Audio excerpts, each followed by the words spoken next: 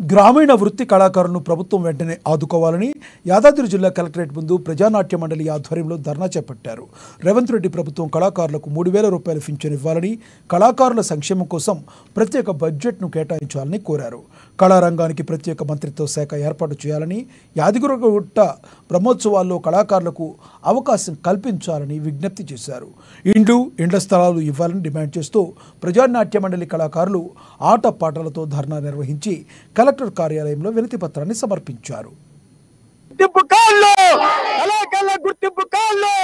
కళాకారులందరూ కూడా గుర్తింపు కార్డులు ఇవ్వాలి. కళాకారులందరూ కూడా బ్యాంకులలో వడ్డీ లేని రుణాలు ఇవ్వాలి. కళాకారుల గ్రామాలలో బతుకుతున్న నివేశించడానికి ఇంటి స్థలాలు ఇవ్వాలి. ఇందిరమ్మ ఇండ్లు కట్టుకోవడానికి 5 లక్షల రూపాయలు గృహ నిర్మాణం కింద 5 లక్షలు ఇవ్వాలి. ఈ కళాకారులందరూ కూడా అర్హులైన కళాకారులందరూ కూడా రాష్ట్ర ప్రభుత్వం, కేంద్ర ప్రభుత్వం 5,000 రూపాయలు పింఛన్ ఇవ్వాలి. కళాకారులందరూ కూడా యాదాద్రి భువనగిరి జిల్లా ఈ యాదగిరిగుట్టపై జరుగుతున్న బ్రహ్మోత్సవాలకు అవకాశం కల్పించాలి. కళాకారులకు విద్య, వైద్యం అందుబాటులో ఉంచాలి. ఈ కళాకారులందరూ కూడా ఈ ప్రభుత్వం ఆదుకోవాలనే ఉద్దేశంతో ఈనాడు ఈ యొక్క కలెక్టరేట్ వద్ద కార్యక్రమం పెట్టడం జరిగింది. ఈ కళాకారుల సమావేశాలకు, దండకు ఆలేరు మండలం నుండి, ఆత్మకూరు మండలం నుండి, గుట్ట మండలం నుండి, అనేక మండలం నుండి కళాకారులందరూ కూడా వచ్చారు. ఆనాడు బీఆర్ఎస్ ప్రభుత్వం 10 సంవత్సరాలు కళాకారులను కంటిలెప్పరా కాపాడుకుంటానని, అన్ని చేస్తానని ఆశకు ఊస చెప్పినట్టు చేసి ఇవాళ బీఆర్ఎస్ ప్రభుత్వం దిగిపోయింది.